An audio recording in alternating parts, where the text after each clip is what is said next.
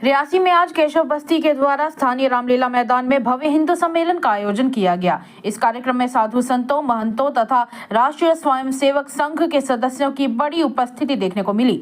इस कार्यक्रम की शुरुआत भारत माता के चित्र के समक्ष दीप प्रज्वलन से हुई। इस अवसर पर श्रीमंत सुधांशु जी महाराज, महंत राजेश गिरी जी महाराज, डॉक्टर शिव रैना सहित कई विशिष्ट अतिथियों को सम्मानित किया गया। छात्राओं द्वारा सरस्वती वंदना और विद्यार्थियों के द्वारा सामाजिक नाटक इस सब के चलते प्रस्तुत किया गया। वक्ताओं ने हिंदू समाज की एकता पर बल दिया और कार्यक्रम में प्रशासनिक व जनप्रतिनिधि भी मौजूद रहे। रियासी से राहुल कुमार की रिपोर्ट। ऐसी परिस्थिति बनती है, इसलिए थोड़ा जल्दी कार्यक्रम को समाप्ति की ओर आगे बढ़ाएंगे। इस कार्यक्रम के अंदर महंत जी ने जो विषय रखा और बाकी भी सब महानुभावों ने रखा, तो मेरा काम थोड़ा आसान भी कर दिया, क्योंकि जो इस कार्यक्रम का मूल उद्देश्य था वो हम सबके सामने लगभग आ चुका है। हम लोग 15 अगस्त 1947 को आजाद हुए, उससे पहले की परिस्थिति देश की एक विचार करने की आवश्यकता है।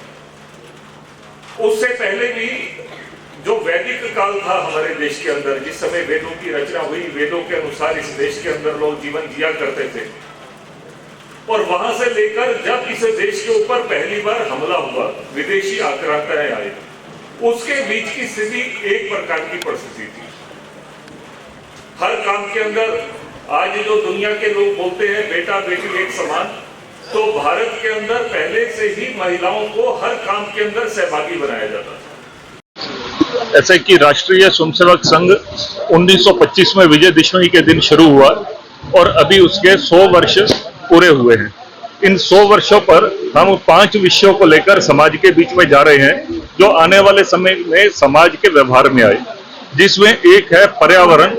आज यहाँ पर महाराज जी ने भी बताया कि हर व्यक्ति को जीवन में पेड़ जरूर लगाने चाहिए, कम से कम अपने जन्म दिवस के दिन लगाएं और किसी अपने परिवार के किसी व्यक्ति की याद में लगाएं तो वृक्ष लगाएं। दूसरा है कि हिंदू समाज के अंदर जो किसी कारण से कुछ बुराइयां आ गई, वो आपसी भेदभाव आ गया, जातिवाद आ गया, वो सब भेदभाव समाप्त हो और हिंदू के नाते सब लोग एक हों।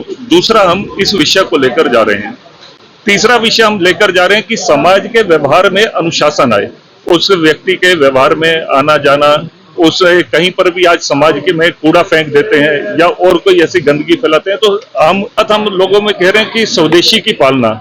आज देश के अंदर जो विदेशी प्रतीक थे, हमारी गुलामी के प्रतीक थे, वो समाप्त हो रहे हैं। तो अपने परिवारों में भी हमें गुलामी के विदेशी चीजों के बजाय स्वदेशी को अपनाना, स्वदेशी भाषा को लोग अपनाएं, स्वदेशी खान पान अपनाएं, त्योहार मनाने का तरीका स्वदेशी हो।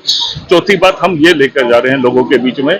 और पांचवी बात हम लेकर जा रहे हैं, उसमें है कि हमारे परिवार की जो व्यवस्था है, एक ही छत के नीचे भारत में 90 साल का व्यक्ति भी रहता है, वहीं 2 साल का व्यक्ति रहता है। अच्छे संस्कार देने की भी व्यवस्था है और बड़े लोगों को सेवा भी होती है। ये हमारे हिंदुस्तान की जो सबसे बड़ी ताकत हमारे परिवार है, वो परिवार व्यवस्था अच्छी बनी रहे, इसके लिए हम लोग ये 5 विषय लेकर इस समय समाज के बीच में जा रहे हैं, जिसके लिए आज हिंदू सम्मेलन भी था। अपनाएंगे, नई नई टेक्नोलॉजीज भी आएंगी, परंतु अगर जीवन में संस्कार रहेंगे तो उनका उपयोग किस काम के लिए करना है, ये समझदारी हमें अपने समाज की बढ़ानी पड़ेगी।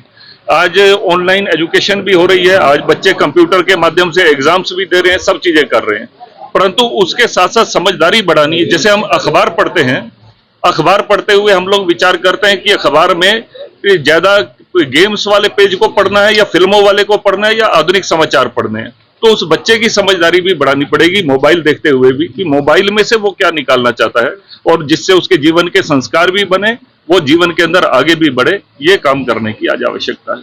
आज एक विद्यालय के बच्चों ने एक नाटक के माध्यम से हम सबको इस